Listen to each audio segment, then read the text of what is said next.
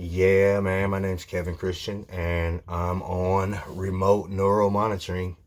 Um, Believe it or not, say what you will. There's people that sit around and talk trash and make fun, and then there's people that don't know what to think, and there's people that think maybe this guy's on to something, and then there's the people that are experiencing the same things that I'm experiencing that are very thankful to hear the information and to have somebody that's outspoken about all of this. Um, Remote neural monitoring is, it really is a silent war, is what's going on.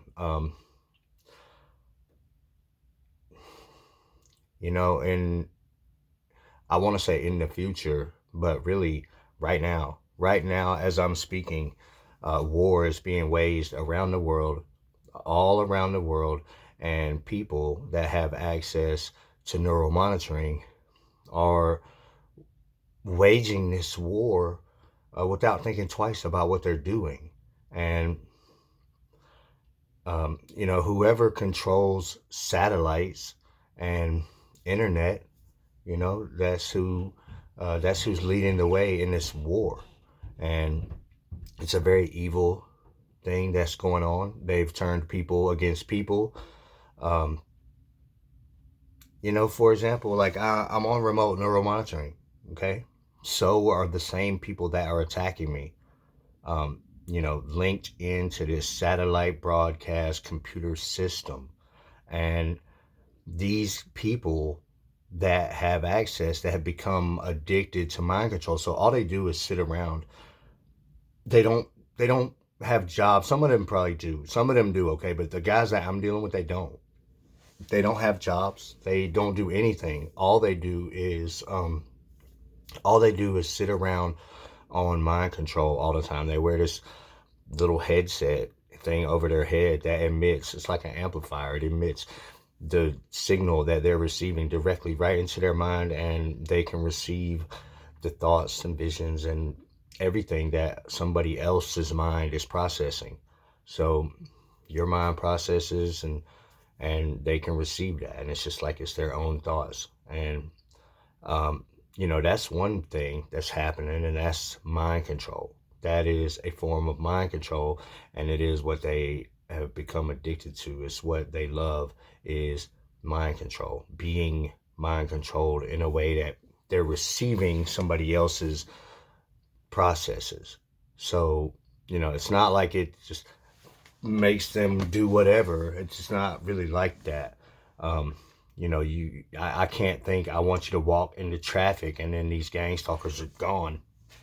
That if the, mm, so that's not how it works. How it works is they're receiving somebody else's thought processes, including vision, feelings, and everything else.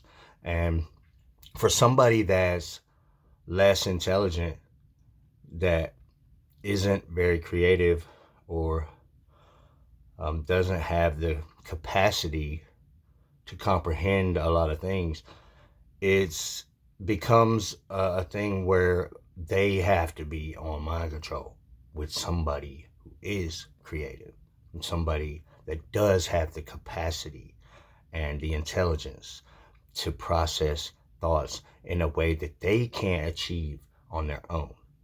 So this is what happens to these people that become gang stalkers. They're not intelligent people. All right. The ones who get access to neural monitoring that are intelligent, creative people like you and me, they don't become gang stalkers. Now, God's got a special place for them, probably, for sitting back and watching all of this torture and stuff like this go down, because they don't want to give it up. But we know what's going on. The targeted people that these gang stalkers, they call us targeted people. They call us targets. All right. So we are targeted individuals, but we are targeted people. Together, we are targeted people. And the reason that we say that is because these people are targeting us with all sorts of things that have to do with broadcast, including um, their own uh, less intelligent processes coming my way. All right, so it's not a pleasant thing. Um, Not to mention the worst part about it is that they have the ability to attack people, and this is where the real war of it is. That people that have access to neural monitoring that have become gang stalkers, and like I said, the ones that become gang stalkers are the ones that are not so intelligent. They're the ones that are not very creative. They're the ones that don't have the capacity. And so when they connect to somebody that does, it hits their mind. And the way that it works, it really has to be um, pre-processed. Um, that when it hits them, it's already been created and processed, I guess, because the thing that's amazing to me is that you can take some regular moron that's not intelligent and then take some genius person, connect the two of them, and the less intelligent person can comprehend the complexity of the thought processes from the far more intelligent person. And I think that that's a really amazing thing about this technology. Um, it shows that the human mind is does have the capabilities, but the ones that become gang stalkers, they're missing something. They're missing that um, the spawning of thoughts, that motivator in there that spawns the creativity. They're missing that, I guess, or they just don't have the mindset to want to be anything more than a regular old idiot. Maybe they're just lazy. Maybe, um, but I don't know. I don't know that. But what I do know is that with this technology, um, diagnosing things like this, like how the human mind works and what the capabilities are far greater than anything that we've ever heard about. So when people say that it's like 50 to 70 years behind what you can find in the streets or public, what's accessible for regular people, that's probably true.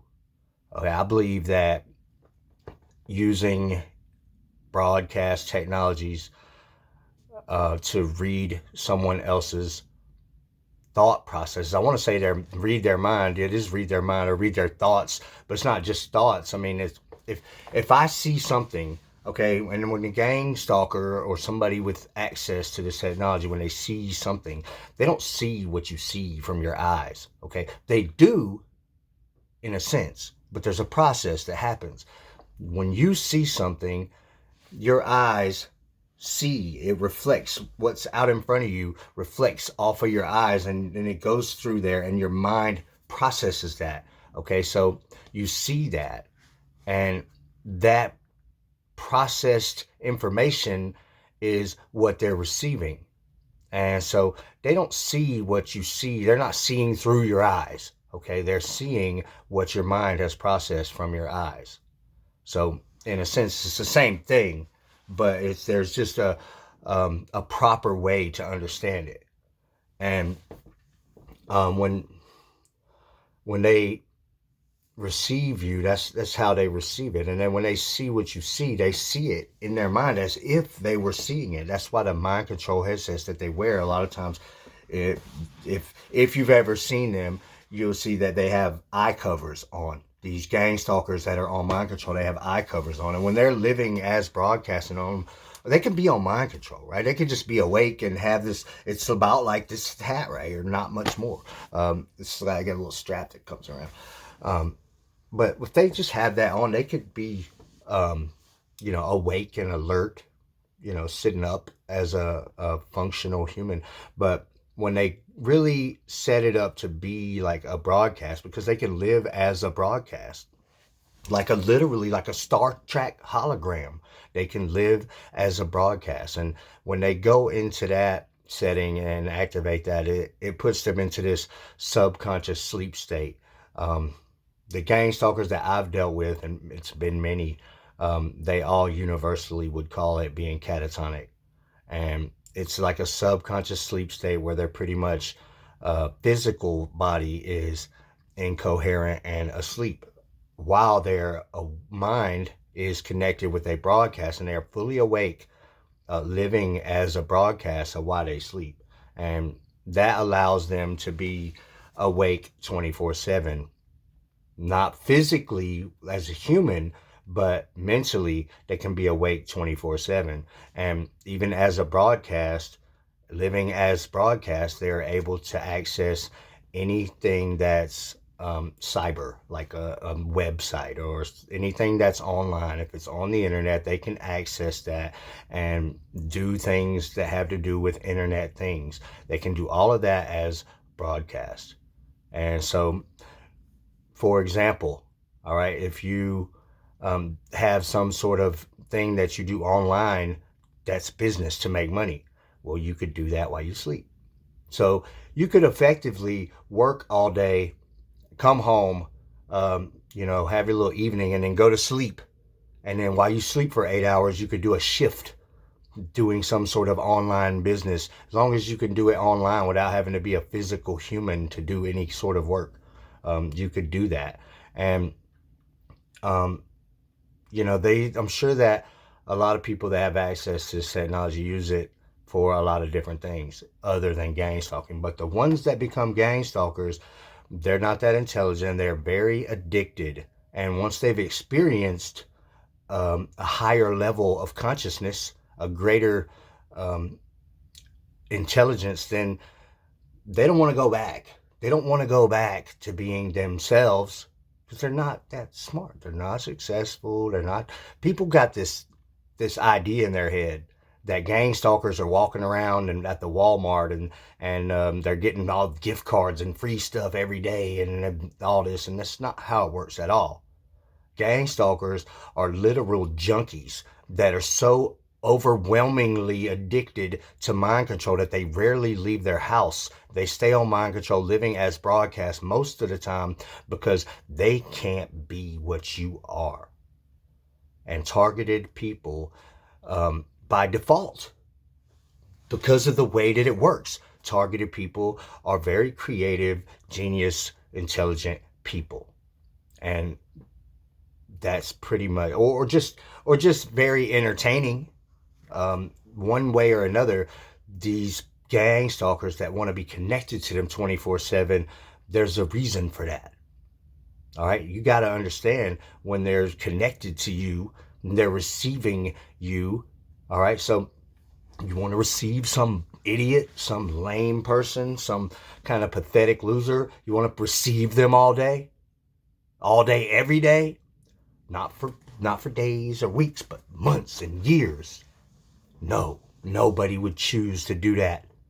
All right, so these people that are becoming gang stalkers to do this 20, they're doing live streams, EMF broadcasts, live streams, targeting people. They find a way to make money doing live streams just to support their habit of mind control addiction, so they can sit around and do this all the time.